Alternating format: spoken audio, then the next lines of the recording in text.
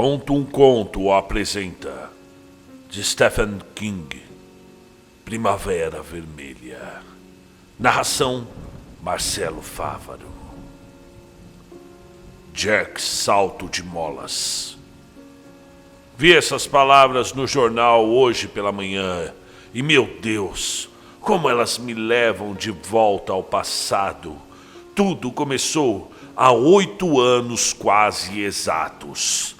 Certa vez, durante o episódio, eu me vi na TV em cadeia nacional. O noticiário de Walter Cronkite. Apenas um rosto passando depressa no fundo indistinto atrás do repórter. Mas minha família me identificou de imediato. Fizeram um interurbano. Meu pai queria saber qual a minha análise da situação.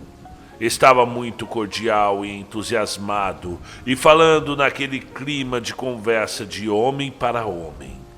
Minha mãe só queria que eu voltasse para casa, mas eu não queria voltar para casa. Eu estava encantado por aquela sombria e nevoada primavera vermelha e pela sombra de morte violenta que perambulava por ela naquelas noites de 8 anos atrás, a sombra de Jack Salto de Molas. Na Nova Inglaterra chamam-na de Primavera Vermelha e ninguém sabe por quê. É apenas uma expressão que os mais velhos usam. Dizem que acontece uma vez a cada 10 anos. O que ocorreu no New Sharon Teachers College, naquela específica primavera vermelha, talvez também haja um ciclo para isso. Mas, se alguém sabe qual é, nunca disse. No New Sharon, a primavera vermelha começou no dia 16 de março de 1968. O inverno mais frio nos últimos 20 anos terminou naquele dia. Chovia e era possível sentir o cheiro do mar a 30 quilômetros a oeste da praia. A neve, que em alguns locais chegara a quase 90 centímetros de profundidade, começou a derreter e as alamedas do campus ficaram cobertas de lama de neve derretida. As esculturas de neve do carnaval de inverno, que durante 2 meses ficaram nítidas e bem delineadas pelas temperaturas abaixo de 0, por fim começaram a derreter e perder a consistência.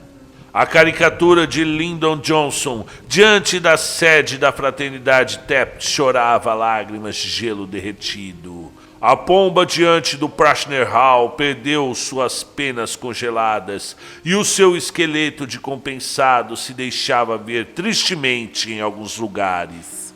E quando a noite veio, trouxe consigo o nevoeiro, movendo-se silencioso e branco ao longo das estreitas vias e as avenidas da faculdade.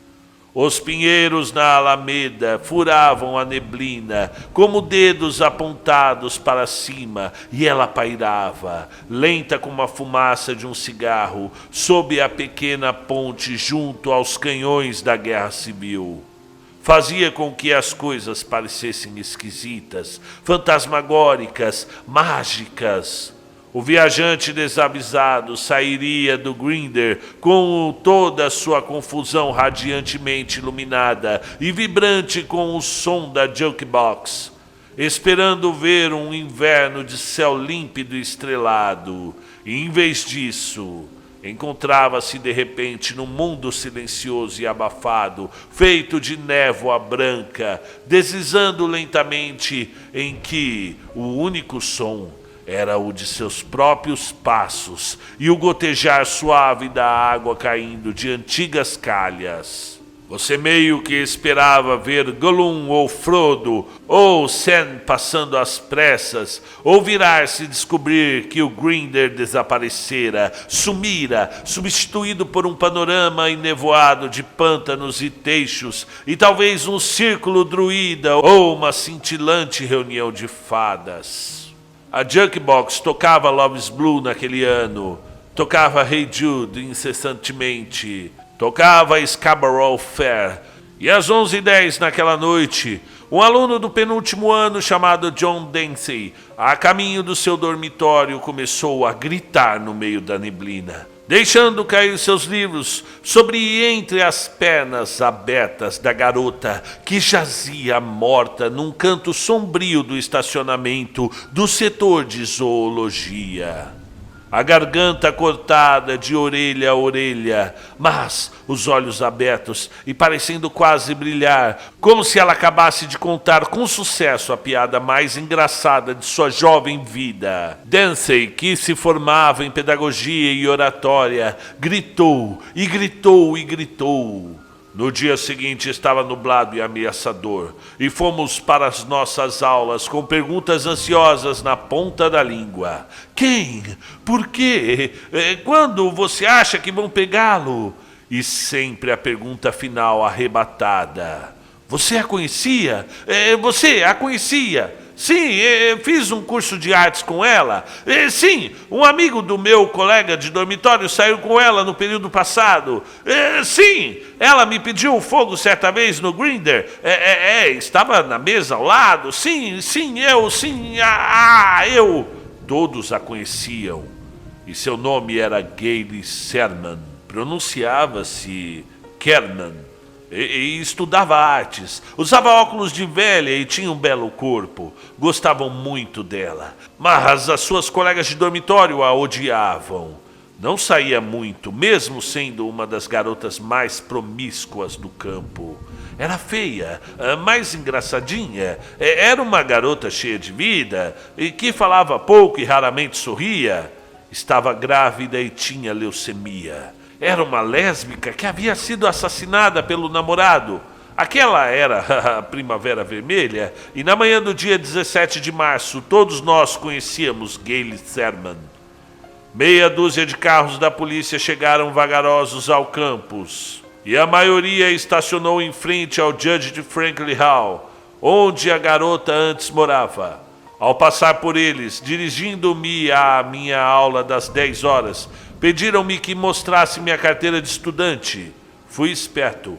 Mostrei-lhe uma sem as presas. Você anda com uma faca? O policial perguntou perspicaz. Isso é a respeito de Gayle Sherman? Perguntei, após dizer a ele que o objeto mais letal que eu carregava era um chaveiro de pata de coelho. E por que pergunta? Ele disparou. Cheguei 5 minutos atrasado à aula. Era a Primavera Vermelha e ninguém andou sozinho pelo campus, metade acadêmico e metade fantástico naquela noite. O nevoeiro voltara com o cheiro de mar, silencioso e profundo. Por volta das 9 horas, meu colega de dormitório irrompeu em nosso quarto, onde eu estava queimando as pestanas no ensaio sobre Milton desde as 7. Pegaram o sujeito, ele disse. Ouvi dizer lá no Grindr. E quem foi que disse? Sei lá, um cara qualquer. Foi o namorado dela. Ele se chama Carl Amalara. Recostei-me na cadeira, aliviado e desapontado. Com o nome daqueles, tinha de ser verdade. Um crime passional, sórdido e letal. Certo, eu disse. Que bom. Ele saiu do quarto para espalhar a notícia pelo corredor. Reli meu ensaio sobre Milton e, como não consegui entender o que eu próprio tentara dizer, rasguei o papel e recomecei. Estava nos jornais no dia seguinte. Havia um retrato incongruamente bacana de Amalara. Provavelmente o retrato de sua formatura na escola, que mostrava um garoto de ar bem tristonho, moreno, de olhos escuros e marcas de varíola no nariz. O garoto que ainda não havia confessado, mas as provas contra ele eram fortes. Ele e Gayle Sherman tinham andado discutindo um bocado durante o último mês, ou coisa assim, e tinham rompido na semana anterior. O colega de dormitório de Amalara disse que ele ficara melancólico. Num bar embaixo de sua cama, a polícia encontrara uma faca de caça da L.L. Beans, de 16 centímetros, e uma foto da garota aparentemente cortada com uma tesoura. Ao lado do retrato de Amalara, havia um de Gayle Kerman desfocada. Mostrava um cachorro, uma estátua de flamingo de jardim e uma tímida garota loura de óculos. Um sorriso desconfortável puxara-lhe os lábios para cima e seus olhos estavam semicerrados. Uma das mãos estava sobre a cabeça do cachorro. E era verdade então. Tinha que ser verdade. O nevoeiro voltou naquela noite, não aos poucos como os passos de um gatinho, mas esparramando-se silencioso e de forma inconveniente. Naquela noite saí para andar. Estava com dor de cabeça e queria respirar ar puro, sentindo o cheiro úmido e nevoado da primavera que aos poucos derretia a neve relutante, deixando pontos da grama sem vida do ano passado a nu, descobertos, como a cabeça de uma avó idosa e dada suspiros. Por mim, foi uma das coisas mais bonitas que me lembro. As pessoas com as quais eu cruzava, sobre os postes de luz envoltos por halos, eram sombras murmurantes, e todas elas pareciam casais apaixonados, andando de mãos dadas e de olhos uns nos outros. A neve derretida pingava e escorria, de cada bueiro escuro elevava-se o barulho do mar, um sombrio mar de inverno agora em plena vazante. Caminhei até perto de meia-noite, até ficar coberto de umidade, e passei por muitas sombras. Ouvi muitos passos ecoando sonhadoramente pelas aleias sinuosas. E quem pode dizer que uma daquelas sombras não era o homem ou a coisa que veio a ser conhecida como Jack Salto de Molas? Eu não, pois passei por muitas sombras no nevoeiro, mas não vi rosto algum. Na manhã seguinte, eu fui acordado por um alvoroço no corredor. Saí do quarto aos tropeços para ver quem havia sido convocado para o serviço militar, ajeitando com as mãos o cabelo e passando pelo céu da boca muito seco a lagarta peluda que espertamente substituíra a minha língua. Ele pegou mais uma, alguém me disse, o rosto pálido de excitação. Tiveram que soltá-lo. Soltar quem? O Amalara. Outra pessoa disse, satisfeita. Ele estava na cadeia quando tudo aconteceu. Quando o que aconteceu? Perguntei pacientemente. Mais cedo ou mais tarde eu entenderia. Eu tinha certeza disso. O sujeito, ele matou outra pessoa ontem à noite e agora estão procurando por toda parte. Procurando o quê? O rosto pálido surgiu outra vez diante de mim.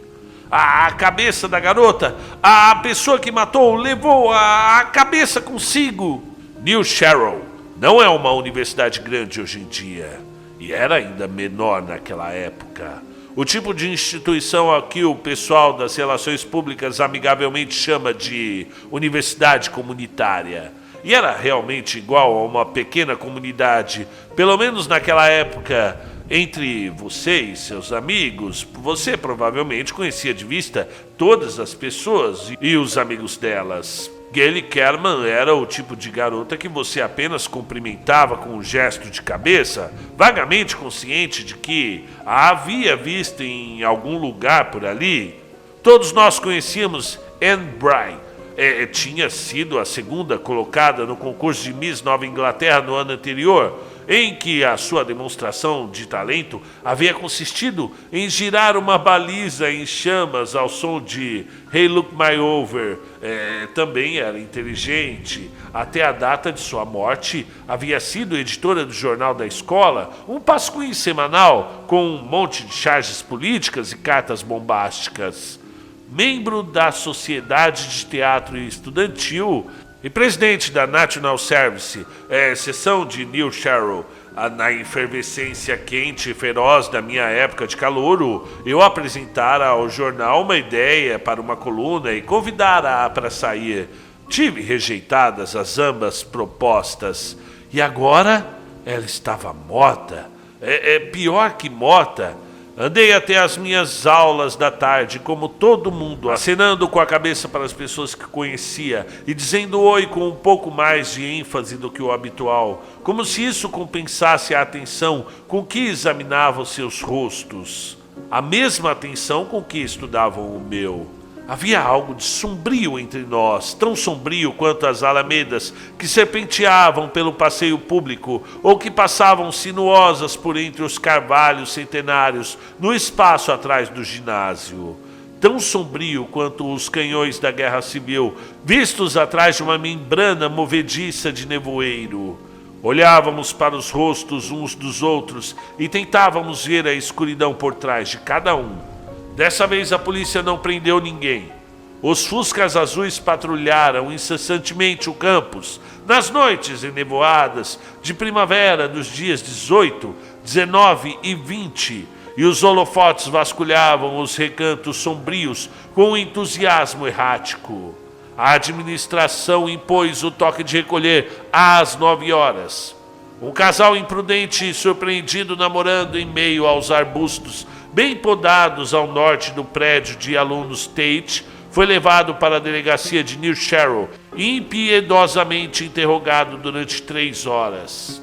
Houve um histérico alarme falso no dia 20, quando um garoto foi encontrado inconsciente no mesmo estacionamento em que o corpo de Gayle Kerman havia sido achado. Um guarda do campus afobado levou-o para o banco traseiro do carro e cobriu seu rosto com um mapa do condado sem se lembrar de tomar-lhe o pulso e seguiu para o hospital local, a sirene gritando pelo campus deserto como um bando de bunches.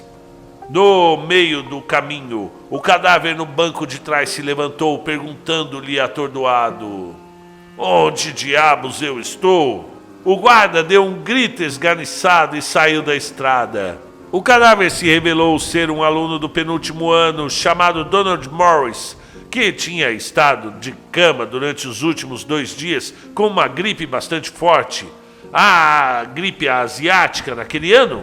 Não me lembro. De qualquer modo, ele desmaiou no estacionamento a caminho do Grinder para tomar um prato de sopa com torradas. Os dias continuavam nublados e com temperaturas medianas. As pessoas se reuniam em pequenos grupos que tinham a tendência de se dissolver e se recompor com uma rapidez surpreendente. Olhar para o mesmo conjunto de rostos por um tempo mais longo fazia nascer ideias estranhas sobre alguns deles, e a rapidez com que os boatos se espalhavam de uma extremidade à outra do campus começou a aproximar da velocidade da luz. Ouviram o estimado professor de história rindo e chorando ao mesmo tempo junto à pequena ponte. Gayle Kerman deixara uma mensagem cifrada de 2 palavras, escrita com seu próprio sangue no asfalto. No estacionamento da ala de zoologia, os 2 assassinatos eram, na verdade, crimes políticos. Mortes rituais levadas a cabo por uma ramificação do SDS-2 em protesto contra a guerra. Isso era bastante risível. A SDS de New Sharrow tinha 7 membros. Uma ramificação significativa seria o equivalente do fim da organização. Esse fato suscitou uma invenção ainda mais sinistra por parte dos direitistas do campus. Agitadores de fora. Assim sendo, ao longo daqueles estranhos e tépidos dias, todos nos mantínhamos atentos a eles. A imprensa, sempre volúvel, ignorava a enorme semelhança entre o nosso assassino e Jack, o estripador, e remontou a uma época ainda mais distante. Foi vasculhar o ano de 1819. Anne Bray fora encontrada num úmido caminho de terra a cerca de 4 metros da calçada mais próxima, e ainda assim não havia pegadas, nem mesmo as dela. Um empreendedor jornalista de New Hampshire, com uma paixão pelas coisas do passado distante, batizou o matador de Jack Salto de Molas, inspirado no infame Dr. John Hawkins de Bristol, que acabara com a vida de 5 mulheres usando estranhos preparados farmacêuticos. E o nome pegou, provavelmente, por causa daquele chão ilameado e ainda assim intacto. No dia 21, Choveu outra vez, e o passeio público e o pátio se transformaram em atoleiros. A polícia anunciou que espalharia por ali agentes à paisana, tanto homens quanto mulheres, e retirou metade dos carros patrulha. O Jornal do Campus publicou um editorial bastante indignado, ainda que algo incoerente, protestando contra a medida. A essência de seus argumentos parecia ser que, com todos os policiais disfarçados de estudantes, ficaria difícil distinguir um verdadeiro agitador vindo de fora de um falso. Veio o crepúsculo e com ele a neblina, subindo pelas avenidas arborizadas devagar, quase pensativamente, borrando um a um os contornos do prédio. Era uma névoa suave, insubstancial, mas de algum modo implacável e assustadora. Jack Salto de Molas era um homem, ninguém parecia duvidar disso, mas a neblina era sua cúmplice e era feminina, ou pelo menos assim me parecia. Era como se nossa pequena escola estivesse encurralada entre os dois, esmagada no meio de um ensandecido abraço de amantes, parte de um casamento que fora consumado com sangue. E eu me sentei e fiquei fumando, observando as luzes se acenderem na escuridão crescente, perguntando-me se tudo já teria terminado. Meu colega de quarto entrou e fechou silenciosamente a porta atrás de si. Vai nevar em breve, ele disse. Virei-me para encará-lo. O rádio disse isso? Não, ele respondeu. Quem precisa de alguém para fazer a previsão do tempo? Você já ouviu falar em Primavera Vermelha? Talvez, eu disse. Há muito tempo. É uma coisa assim que os avós falam, não é? Ele ficou de pé ao meu lado, olhando para lá fora, para a escuridão cada vez mais densa. Ah, Primavera Vermelha é como um verão indiano, ele disse. Só que muito mais rara. Nessa parte do país, o verão indiano acontece a cada 2 ou 3 anos. Um tipo de clima, como o que estamos vendo, teoricamente ocorre a cada 8 ou 10 anos. É uma primavera falsa, uma primavera mentirosa, como o verão indiano é um falso verão. Minha avó costumava dizer que a Primavera Vermelha significa que o pior vento do norte do inverno está por vir, e quanto mais tempo durar, pior será a tempestade. Lendas, eu disse. Não acredito numa única palavra. Olhei para ele. Mas estou nervoso. E você? Ele sorriu, benevolente, e roubou um dos meus cigarros do maço aberto sobre o peitoril da janela. Suspeito de todo mundo, menos de mim e de você, disse ele. E então o seu sorriso se desfez um pouco. E às vezes eu tenho minhas dúvidas quanto a você. Quer ir ao Union jogar um pouco de sinuca? Eu aposto 10 pratas. Eu tenho prova preliminar de trigonometria na próxima semana. Vou ficar quietinho aqui com um marcador de textos e uma pilha de anotações. Por um longo tempo depois que ele se foi, só o que consegui fazer foi ficar olhando pela janela. E mesmo depois que abri o meu livro e comecei a estudar, parte de mim ainda estava lá, andando pelas sombras onde algo de natureza negra se encontrava agora no comando. Naquela noite, Adele Parkins foi morta. 6 carros de polícia e 17 agentes à paisana com jeito de colegiais, 8 dos quais eram mulheres importadas diretamente de Boston, patrulhavam o campus. Mas Jack Salto de Molas matou-a assim mesmo, passando-se convincentemente por um de nós. A primavera falsa, a primavera mentirosa ajudou-o e acobertou-o. Ele a matou e a deixou recostada atrás do volante do seu Dodge 1964. E o corpo só foi encontrado no dia seguinte, parte no banco traseiro e parte no porta-malas, escrita a sangue no para-brisa. Dessa vez era realidade, não um mero boato. Estavam as palavras: ha-ha. O campus perdeu um pouco do juízo depois disso. Todos nós e nenhum de nós tínhamos conhecido a Adele Parkins. Ela era uma daquelas mulheres anônimas e atormentadas que trabalham no turno estafante das 3 às 10 no Grindr, enfrentando hordas de alunos famintos por hambúrgueres no intervalo dos estudos, vindos da biblioteca em frente. Ela devia ter tido maior sossego naquelas suas 3 últimas e nevoadas noites de vida. O toque de recolher estava sendo rigorosamente observado. E depois das 9, os únicos clientes do Grindr eram guardas esfomeados e faxineiros felizes. Os prédios vazios haviam melhorado consideravelmente o seu mau humor habitual.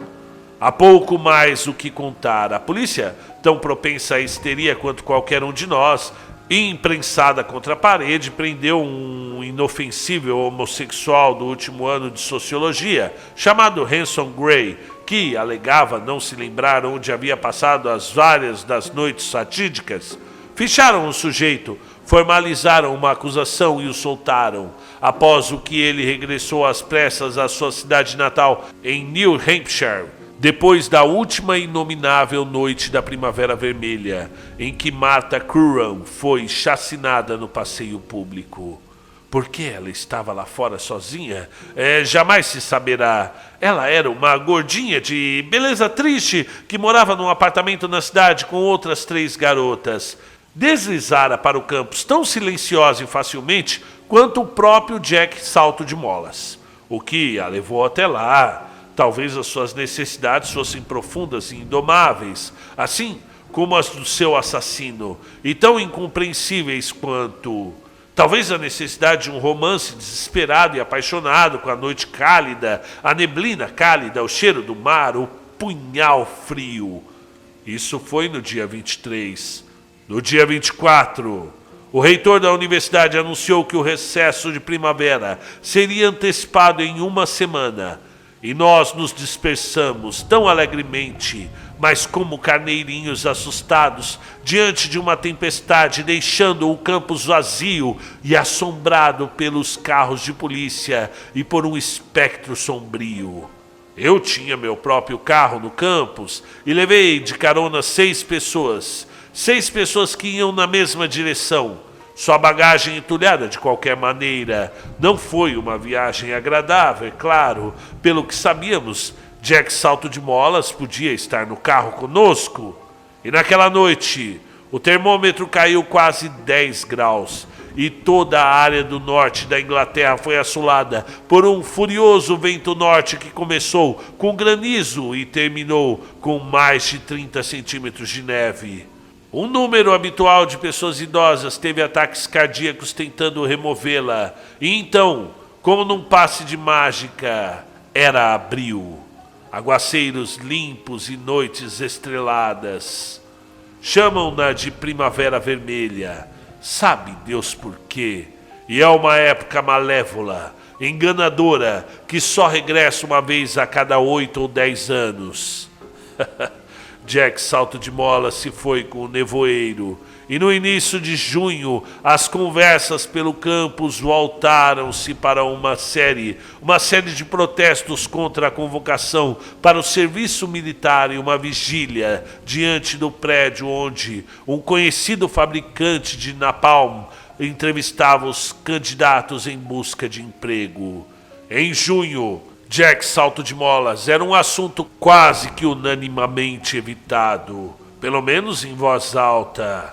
Desconfio que muitos eram os que resolviam em particular, em busca daquela rachadura no ovo, da loucura que daria sentido a tudo aquilo.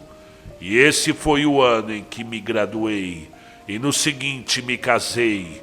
Um bom emprego num editorial local. Em 1971, tivemos um filho, que está agora quase em idade escolar. Um ótimo garoto, inteligente, que tem os meus olhos e a boca da mãe. Então, o jornal de hoje. É claro que eu sabia que ela havia chegado. Soube ontem pela manhã, quando me levantei e ouvi um som misterioso da neve derretida, escorrendo pela sarjeta.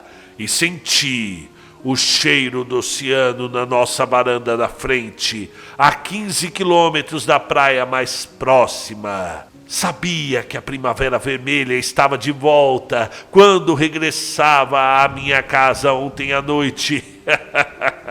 E tive de acender os faróis em meio à neblina, que começava a se erguer dos campos e ravinas, borrando os contornos dos prédios e imprimindo halos feéricos ao redor das lâmpadas dos postes. O jornal desta manhã diz que uma garota foi assassinada no campus de New Sharrow, perto dos canhões da Guerra Civil. Foi assassinada ontem à noite e encontrada num monte de neve que começava a derreter. Ela não estava, não estava toda ali. E a minha mulher está aborrecida.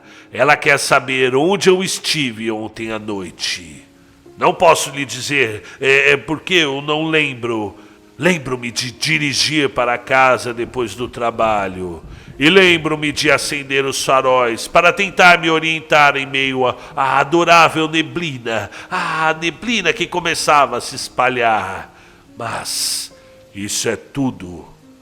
Estive pensando sobre aquela noite nevoada em que senti a dor de cabeça e saí para caminhar ao ar livre e passei por todas aquelas sombras agradáveis, sem forma ou substância. E estive pensando sobre o porta-malas do meu carro, um nome tão feio, porta-malas, e me perguntando por que diabos estou com medo de abri-lo. Eu posso ouvir a minha mulher enquanto escrevo isto, no quarto ao lado, chorando. Ela acha que estive com outra mulher ontem à noite. Meu Deus, eu também acho que estive.